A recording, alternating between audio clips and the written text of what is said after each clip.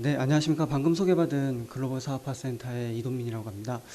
아까 개회사 때 소장님 말씀하신 것처럼 저희 내부 연구원님 모시고 발표하려니까 좀 더 긴장 많이 되곤 하고요. 또 앞서서 그 사무총장님 말씀하신 것 부분에 대해서 또 많은 이제 느낌을 많이 받았습니다. 공교롭게도 저희 제목이 이렇지만은 저희 성과 보여주신 발표들이 이 제목이 지난 4년 동안 과기부 OD를 통해서 수행됐던 과제의 성과이고요. 과제 성과의 주요 타겟이 실증 거점센터 운영에 대한 성과입니다. 그래서 아까 말씀하신 부분에 대해서 공통되는 부분이 사실 발표 내용은 없었지만 어떤 해외 사업을 하는 데 있어서 가장 중요한 거는 초기 단계부터 누구와 무엇을 어떻게 할 것인가에 대한 그 타겟팅을 명확히 하는 게 중요하다고 생각을 하고요. 또 하나 그 앞서 말씀해 주셨던 것 중에 여러 가지가 기억에 남지만 또 실증 연구단 센터가 어떤 역할을 해야 되는지에 대한 고민을 했었는데 똑같은 것들을 사무총장님께서 말씀해 주셔서 좋은 연결고리가 있었다고 생각을 합니다. 그리고 첫 번째 저희 정책 포럼으로 어떻게 그 저희 사업화 쪽 주제를 선정해 주셨는지 나름 좀 고민을 했었습니다. 근데 아무래도 저희가 싱크탱크이자 액션 탱크로서 어떻게 우리가 갖고 있는 개도국, 협력국, 선진국에 대해서 접근을 하고 어떻게 열매를 맺느냐의 측면에 있어서 사업화 부분에 대한 고민이 필요하지 않나라는 생각에 본 주제가 결정됐다고 생각합니다. 좀 초도가 길었는데요. 바로 말씀드리도록 하겠습니다.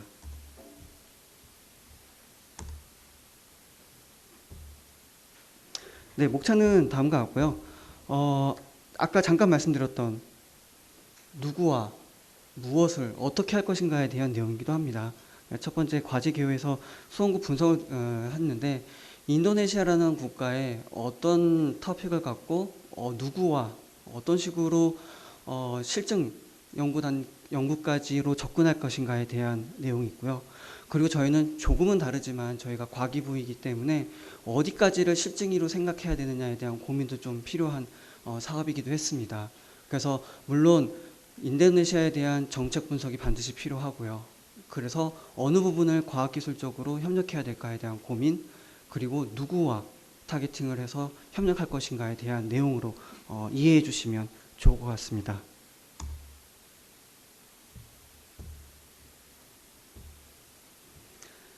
네, 정식적인 과제 제목은 인도네시아 저탄소 통합 폐기물 관리 적정 기술 거점센터 구축 과제입니다. 4년 6개월 동안 진행했던 과제고요. 과제의 주요 목적은 인도네시아 현지에 실증 개발할 수 있는 아이템을 운영을 하고 그리고 역량 강화 프로그램을 개발하고 이것에 대한 지속 가능성 및 확장성을 확보하는 것이 이 과제의 목표였습니다. 그래서 협력기관에 대해서도 비단 저희만 운영하는 것이 아니라 저희와 같이 보조를 마치기 위해서 출연 중에 한 곳인 에너지기술연구원과 초창기부터 같은 협력관계를 구축을 했고요. 그리고 같은 카운터파트로 인도네시아 현지의 국가연구혁신청과 연구관계를 유지했던 과제로 말씀드릴 수 있습니다. 실증 대상 지역은 현재 인도네시아 람풍시와 남부 땅그랑시에 있는 찌부루 지역이 될 수 있습니다. 그럼 왜 어떤 과제를 어떤 섹터를 협력해야 될까에 대한 고민된 부분입니다. 인도네시아는 세계에서 4위로 인구가 제일 많은 국가이기도 합니다. 하지만 폐기물, 쓰레기 부분에 있어서는 세계 5위 배출국이기도 하고요. 그리고 아세안 국가에서는 세계 1위 국가입니다. 정부 정책적으로도 지금 제조업을 육성하고 있기 때문에 이러한 폐기물, 고형 폐기물, 도시에서 발생되는 고형 폐기물의 발생량은 꾸준히 증가될 것으로 판단이 되고 있고요. 그런 폐기물의 유형도 보면은 대부분이 가정, 시장, 산업에서 발생되는 폐기물이 많이 발생되고 있고요.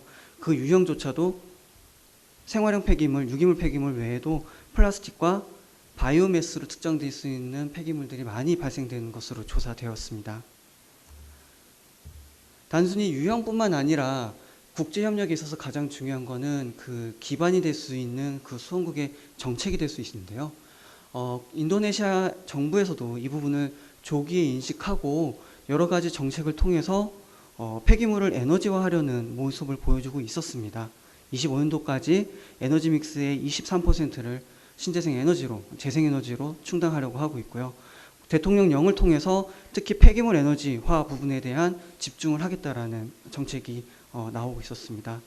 하지만 실제 그것을 수행할 수 있는 기술력이 많이 부족하기 때문에 국제 다른 선진국이라든가 다른 나라에 대한 기술 이전이라든가 협력을 많이 요청하고 있는 상태이기도 했고요. 이거는 많이 알고 계시지만 말레이시아와 인도네시아는 대표적인 팜 생산 국가입니다. 팜 오일을 수출하고 있고요. 그렇기 때문에 생산되는 팜 폐기물에 대한 쓰레기 환경 문제가 상당히 야기되고 있는 상황이었습니다. 특히 팜 EFB라고 통칭되고 있는 팜을 뽑아내고 난 껍질에 대한 폐기물이라든가 그리고 팜 오일을 추출하고 났었을 때의 배출 오일들 이런 것들을 어떻게 처리하냐에 대해 국가적인 전략이 필요한 시점이기도 했습니다. 이러한 문제점을 기반으로 누구와 협력을 할까라는 고민을 했었을 때 저희 연구소 그리고 과기부, 과기 R&D 측면에 있어서의 카운터파트로 저희가 선정했던 곳은 브린이라고 대통령실 산하의 국가연구혁신청이 됐었습니다. 그래서 앞서 말씀드린 것처럼 바이오매스 부분과 그리고 도시 고용 폐기물에 대한 재활용 기술 부분을 브린과 협력하는 것을 이번 과제 초기 목표로 잡았습니다. 그래서 앞서 잠깐 말씀드렸지만 이 과제 목표는 과제 제목에 거점센터 구축이 있습니다. 그래서 이런 것들을 바탕으로 거점센터를 어떻게 운영할 것인지에 대한 로드맵을 목표를 수립을 했고요. 그리고 어떻게 거버넌스를 구축해 나갈 것인가에 대한 것도 초기에 수립할 수 있었습니다. 본 과제가 19년도 2월 달에 초기에 시작됐던 과제임에도 불구하고 그해 8월 달에 현지에 거점센터를 개소를 했고요. 그리고 거점센터의 기능을 각각 국내의 연구기관들의 협력 그리고 인도네시아 현지와의 네트워크를 중개하고 사업들을 개발하는 실증 연구들을 개발하는 역할을 초기에 명확히 하고 진행할 수 있었습니다. 이제 성과 부분을 말씀드릴 텐데 이제 간략하게 주요 성과들을 말씀드리면 R&D 실증 부분에 있어서 두 개 사이트에 애기원과 함께 실증 연구를 진행을 했고요. 이런 것들이 잘 이루어질 수 있도록 지속적인 정보 공유 그리고 역량 강화를 수행하였습니다. 그리고 이런 것들을 기반으로 신규 협력 사업, 지속 가능성을 확보하기 위한 신규 협력 사업들을 꾸준히 개발하였습니다. 첫 번째 바이오매스 부분에서 말씀드릴 텐데요. 앞서 잠깐 말씀드린 것처럼 이 사업은 저희가 처음부터 한 것이 아니라 그쪽의 문제점을 발견을 하고 기존에 그쪽에 협력하고 있었던 국내 연구 정부 출연기관과의 협력을 공고히 하는 형태로 진행하였습니다. 한국에너지기술연구원에서는 2010년도 중반부터 인도네시아의 바이오매스의 반탄화하는 기술을 보급 중에 있었습니다. 이 반탄화라는 거는 뒤에 잠깐 말씀드리겠지만은 기존의 바이오매스가 갖고 있던 문제 중에 하나는 퀄리티 컨트롤이 어렵다라는 문제점이 있습니다. 즉 펠렛 형태로 만들더라도 수분 함량이라든가 VCN 함량이 높아지기 때문에 연소의 성능을 보장하지 못하는 단점이 있었는데요. 이것을 개선하고자 애기원에서 반탄화 기술을 보급을 했고요. 저희는 여기서 플러스로 아까 사무총장님 잠깐 말씀하신 부분에도 이런 점이 있었지만은 인도네시아가 전력 보급률이 전체적으로 낮지는 않습니다. 하지만은 도서 지역들이 많이 산재되어 있고 그리고 산업시설들이 떨어져 있는 경우가 많습니다. 그럼 그곳에 어떻게 전력을 보급할까에 있었을 때는 송전원을 연결해 준 것보다는 분산전원 형태로 공급하는 것이 좋다라고 생각이 들었습니다. 그래서 반탄화를 원료로 한 가스화 장비를 이용을 하고요. 그 가스화를 이용한 발전시설을 소규모 형태로 설치한 것이 어떻겠냐라는 협의를 브린과 통해서 토출을 하고 이런 것들을 애기원과 협력해서 진행한 사업이 되겠습니다. 지금 보고 계신 게 애기원이 인도네시아 람풍대학교에 보급했던 반탄화 장비입니다. 크진 않지만은 시간당 20kg 정도의 반탄화를 만들 수 있는 장비가 되겠고요. 아까 말씀드렸던 평범한 바이오매스들을 약간 수분을 줄이고 VCM들을 제거하게 되면서 약간 검은색을 띠게 됩니다. 물론 발열량이 증가하게 되고요. 이런 것들을 기반으로 작성하게 됐고요. 여기서 보완할 점에 대해서는 공동으로 연구했습니다. 이것이 바로 F컴브라고 해서 일종의 리텐션 타임을 지속적으로 유지시키면서 반탄화되는 장비의 퀄리티를 한층 더 업그레이드 시키는 것에 대해서 저희가 지속적으로 애기원과 연구했던 시설이 되겠고요.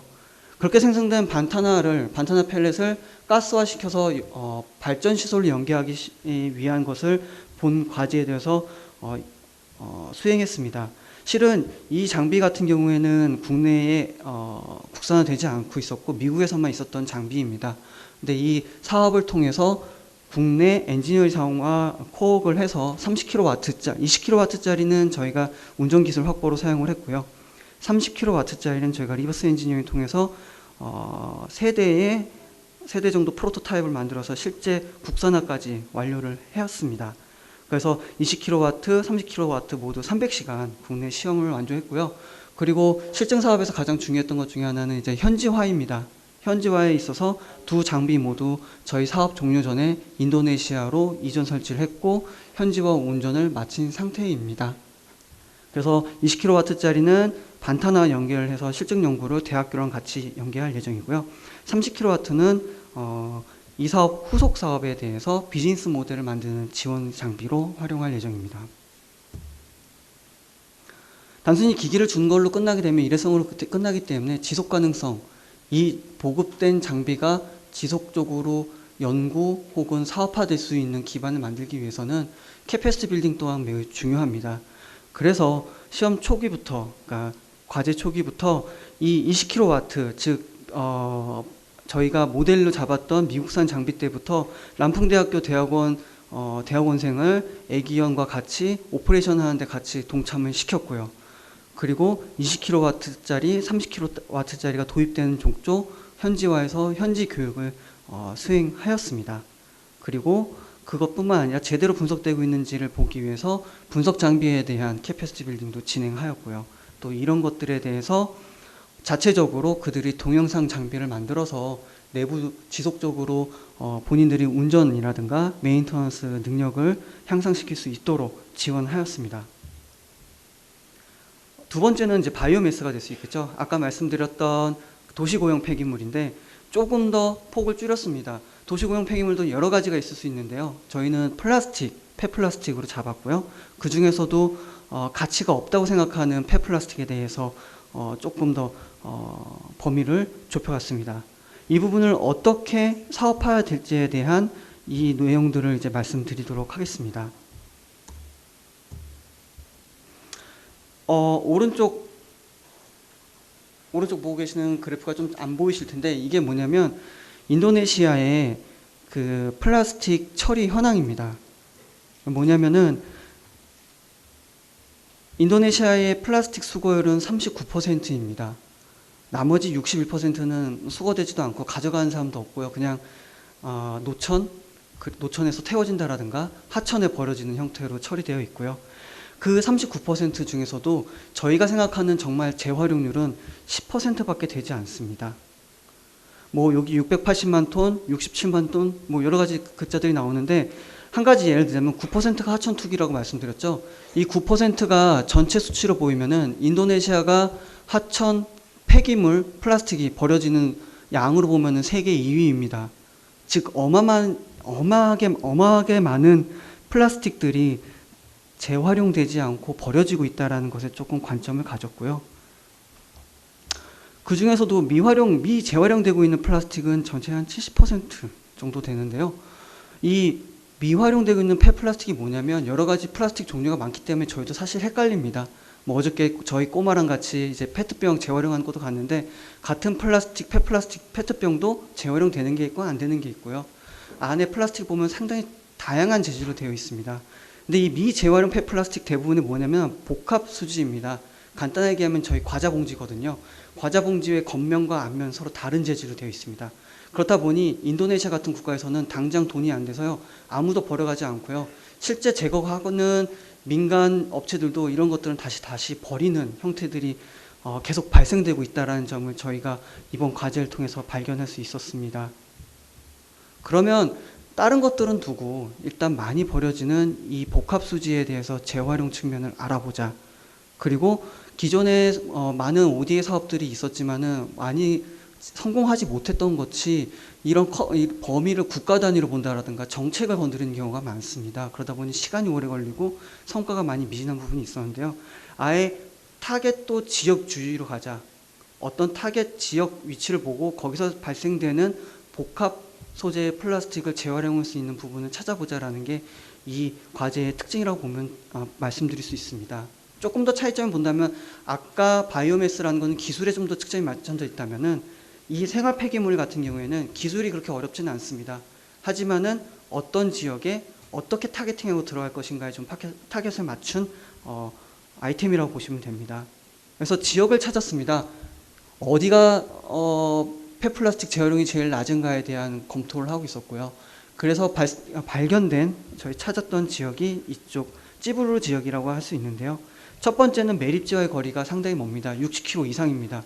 그렇기 때문에 대부분의 재활용을 공공에서 하고 있는 게 아니라 민간 업체들이 하고 있었던 특징이 있었고요.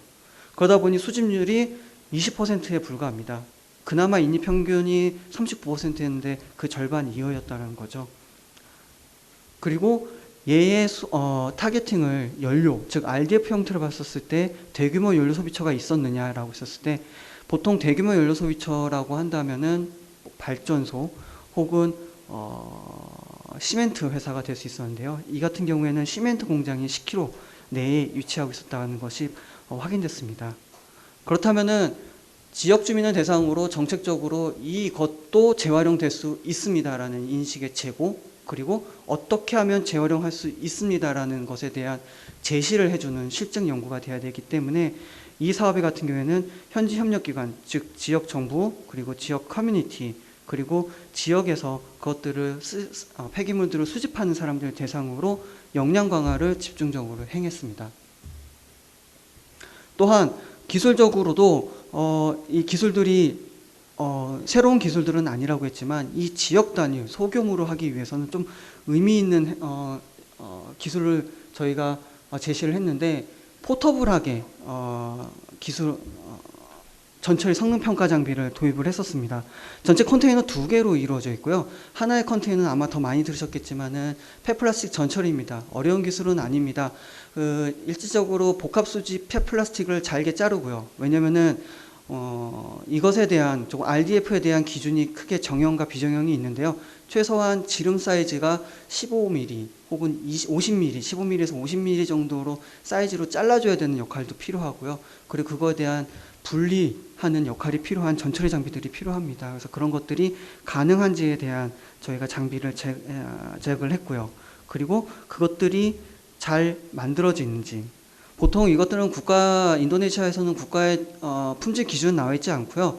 생산자, 수요자 간의 품질 규격을 맞추기만 하면 수용해 주기 때문에 그런 품질 기능이 적합한지에 대한 분석 장비를 저희가 두 번째 컨테이너 박스에 제작해서 검토 지역에 보급했습니다. 그리고 실증했고요. 그리고 지역 커뮤니티를 대상으로 어떻게 수거할 것인지, 그리고 어떻게 분리할 것이며 그거에 대한 퀄리티 분석은 어느 단계에서 수행할 것인지에 대한 가이드라인을 제시하였습니다. 그리고 실제 전체 5톤의 폐기물에 대해서 저희가 수거를 했고 분리를 하고 분석을 한 결과를 보여드리도록 하겠습니다. 전체 상업지구, 그리고 생활지구, 그리고 하천에 있는 플라스틱을 수거를 해서 분석을 했고요. 그것에 대한 품질 기준을 봤었을 때 앞서 말씀드린 구체적인 품질 기준은 없지만 우리나라 품질 기준으로 봤었을 때, 비교했었을 때 그 기준 안에 들어온 것으로 확인될 수 있었습니다. 첫 번째 가장 중요한 것은 연료 쓰이기점의 발열량이 중요하고요. 그리고 황분, 그리고 염소분인데요. 이 염소분은 주로 이제 플라스틱 같은 경우에는 PVC에서 오는 경향이 많습니다. 다행히 저희가 타겟팅을 했던 게 복합수지이기 때문에 복합수지에 들어가 있는 염소분이 저희 국내 기준보다 낮은 이유는 그렇기 때문입니다. 그래서 어느 정도 발열량과 다른 무기물에 대한 함량이 어느 정도 만족하는 보고 어느 정도 기술성이라든가 사업성은 가능하겠다라는 것을 본 과제를 통해서 도출할 수 있었습니다. 그리고 지속적으로 지역 주민들 대상으로 캐패시티 빌딩을 수행을 했고요. 그래서 본 과제는 지금 뭐 여러 단계가 있지만 지금은 올 5월에는 본 과제 성과를 바탕으로 코이카 인도네시아 사무소를 대상으로 같이 협업을 해서 이 PCP를 인이 환경산림부에 제출을 하고 한 상태이기도 합니다. 단순히 이제 앞서 말씀드렸던 그 두 가지 사업 외에도 저희 쪽에서 했던 거는 인도네시아 현지 국가의 파트너십도 중요하기 때문에 주로 협력 성과에 대해서 말씀드리면요. 다분히 이제 불인 대상으로 저희가 여러 가지 초청 행사를 지속적으로 꾸준히 해왔고, 그리고 실제 현지에서도 기술 지원이라든가 협력 관계 지속을 위한 세미나도 개최했습니다. 그리고 그들이 베스트 프랙티스로 생각할 수 있는 주요 기술에 대한 가이드라인, 그리고 저희가 실증 장비에 대한 운영 매뉴얼을 현지어로 작성해서 보급하기도 했고요. 그 성과 부분에 대해서 몇 가지 성과가 많이 있겠지만 크게 세 가지를 말씀드린데요. 세 가지 중에서도 가장 오른쪽에 보고 계신 AKCF 사업을 말씀드리면요. 제가 한 건 아닙니다만 이 사업을 하게 되면서 저희가 구축하게 된 네트워크, 특히 도시 고용 폐기물에 대한 네트워크를 인도네시아로 끝나는 게 아니라 확산할 수 있도록 한 아세안 협력 기금을 활용을 해서 사업 중반부터 20년도부터 지원을 했고요. 올해 초 확정이 됐습니다. 그래서 어떻게 보면 이 과제에 대한 성과 측면에 있어서 저희가 인도네시아뿐만 아니라 아세안 쪽에 성과를 확산시킬 수 있는 기반을 마련한 과제이기도 하고요.